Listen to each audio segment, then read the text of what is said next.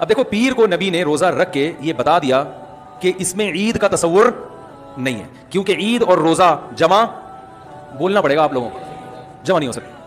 اب اس کو سیلیبریٹ نہیں کیا جا سکتا، جس دن روزہ ہو جائے گا نا اب وہ سیلیبریٹ کرنا اس کو ممکن ہے ہی نہیں، اس میں جشن کا تصور ہی ختم ہو گیا۔ جو ہماری عیدیں ہیں ان میں روزہ رکھنا جائز ہے، عید الفطر کو کوئی روزہ رکھے؟ بولو بھائی، اگر جس دن روزہ رکھا وہ عید نہیں ہو سکتی، جو عید ہے وہ روزے کا دن؟ کیا خیال ہے؟ عید اور روزہ ایک دوسرے کے کیا ہیں؟ اپوزٹ، کیونکہ عید خوشی کا دن ہے اور اس کو سیلیبریٹ کرنا ہے، تو سیلیبریٹ جو کیا جاتا ہے کھا پی کے کیا جاتا ہے یا بھوکا رہ کے کیا جاتا ہے؟ دوسری بات، دوسری دلیل، جمعے کا دن بھی چھوٹی عید ہے نا، اس کو بھی عید کہا گیا ہے روایتوں میں، اسی وجہ، اور عید کے بہت سارے احکام جمعے کے دن بھی لاگو ہوتے ہیں، غسل کر کے نہا دھو کے مسجد میں اجتماع ہوتا ہے، عید کے دن بھی غسل کر کے نہا دھو کے اجتماع ہوتا ہے۔ حدیث میں آتا ہے جمعے کی جو رات ہے اس کو عبادت کے ساتھ خاص مت کرو اور جمعے کے دن کو روزے کے ساتھ خاص مت۔ جمعے کو روزہ رکھنا کوئی اضافی فضیلت نہیں ہے۔ یہودی سب سے پرانی قوم ہے، ان کے لیے جو مقدس دن تھا وہ کون سا تھا؟ ہفتہ، اور وہی ان کی چھوٹی عید تھا، سب سمجھ رہے ہیں نا، اسی میں وہ اجتماع کرتے تھے۔ عیسائی اس کے بعد آئے، ان کے لیے کون سا ہوا؟ اتوار کو، جو ہفتے کے بعد ہے۔ مسلمان ان کے بھی بعد آئے، تو ہمارے لیے کون سا ہونا چاہیے تھا؟ پیر، اور یہ یوم ولادت بھی تھا تو اس کو تو زیادہ فضیلت ہونی چاہیے تھی نا، لیکن چونکہ اس میں عید کا کانسیپٹ ہے نا اس لیے پیر کا نہیں ہوا، بلکہ ریورس کر کے کہاں لے گئے؟ جمعے کی طرف۔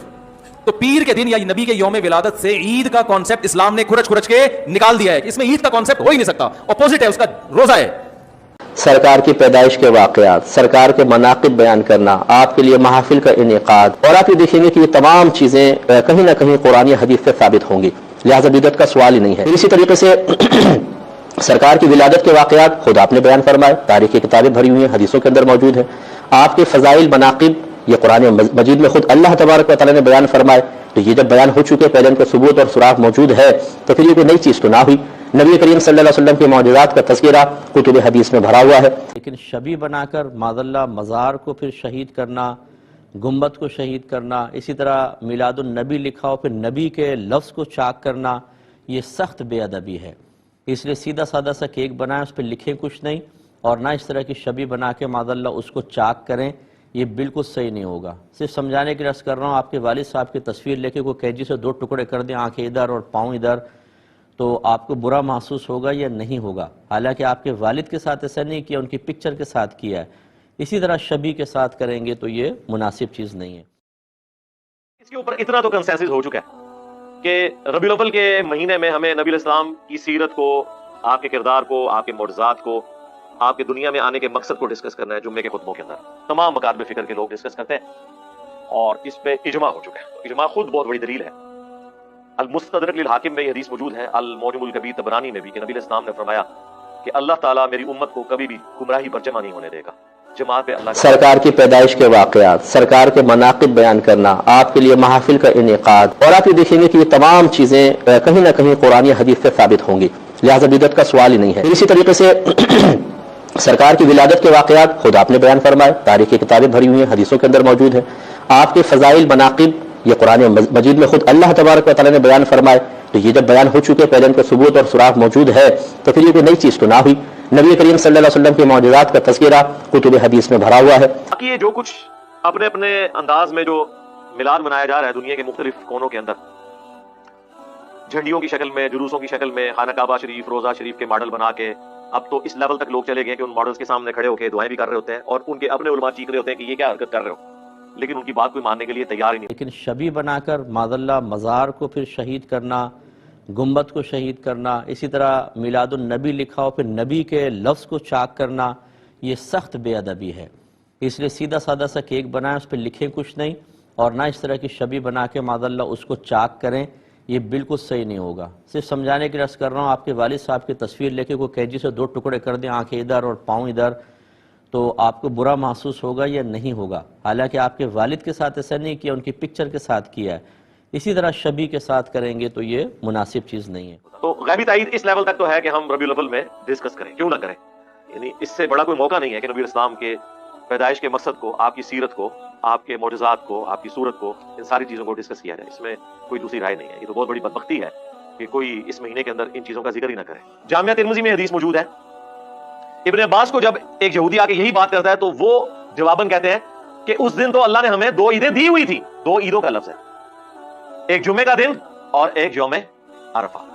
اچھا، اس سے پتہ چلا یہ جو عید کے لفظ پہ بھی آپ جھگڑتے ہیں نا کہ جی عیدیں 2 ہی ہوتی ہیں، سرکار 52 عیدیں تو یہ ہو گئی، 52 جمعے تو سال میں آتے ہیں، اور یوم عرفہ 53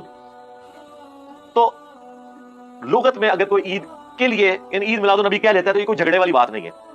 इस्तिलाहन वो भी वही वाली ईद ही मानते हैं। दो नमाज वो ईद उल फित्र और ईद उल अजहा के दिन ही पढ़ते हैं। इस दिन कोई नमाज नहीं हो रही होती, बल्कि कई लोगों ने तो रोजा रखा हुआ था यार। तो फिर वो ये इतराज कर रहे होते हैं, अच्छा ये ईद का दिन है तो आप लोगों ने रोजा क्यों रखा हुआ है? वो कहते हैं जी आपको बताते हैं, बुखारी मुस्लिम में हदीस है कि 10 मुहर्रम जो है वो ईद का दिन था यहूदियों के लिए। हजरत मूसा अलैहिस्सलाम को निजात मिली थी तो वो रोजा रखते थे, तो नबी अलैहिस्सलाम ने कहा कि तुम भी रखा करो। तो ईद वाले दिन भी रोजा रखा जा सकता है बशर्ते कि वो ईद वो वाली ईद हो। हूं तुम मुंह अड़ के बह जाओ। इसकी असल कुरान के अंदर मौजूद है।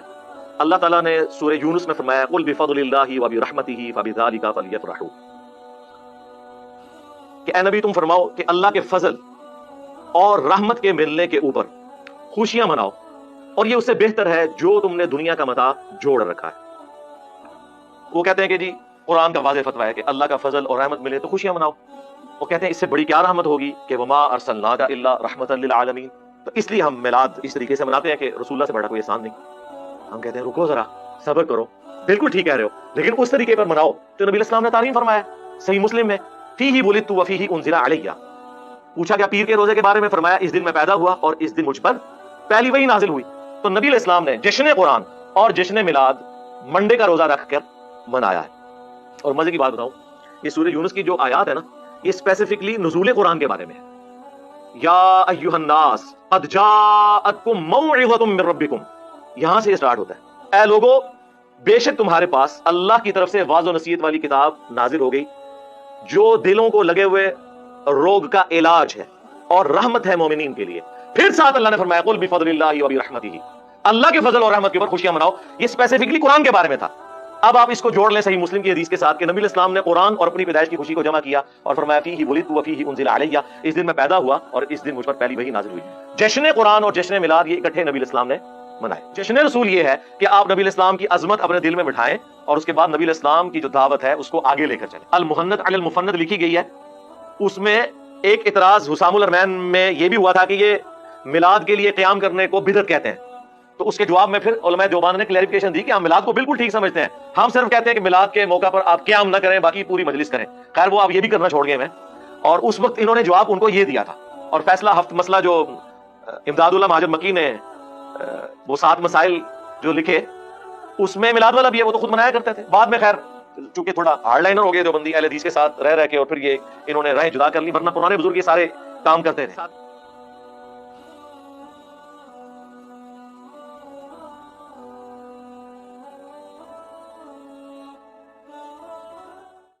अल्लाहुम्मा सल्लि व सल्लिम अला नबीना मुहम्मद।